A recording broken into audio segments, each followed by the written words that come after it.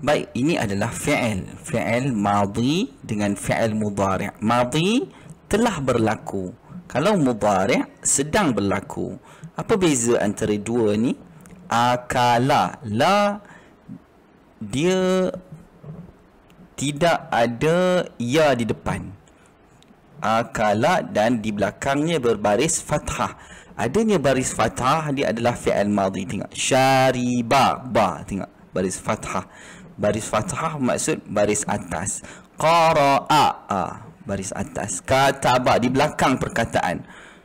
Qama, jalasa, sami'a, nazara, dhahaba, masya.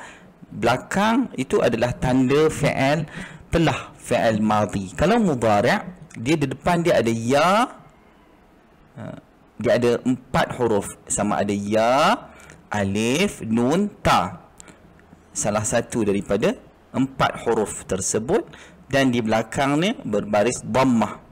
Fathah, belakang baris fathah, dia adalah fi'il madhi. Kalau belakangnya fi'il dhammah ataupun huruf dhammah, kan, berbaris dhammah, dia adalah fi'il mudhari'. Ya'kulu, yashribu, yaqra'u, yaktubu, yaqubu, yajlisu, yasma'u, yanzuru, yadhhabu, yamshi.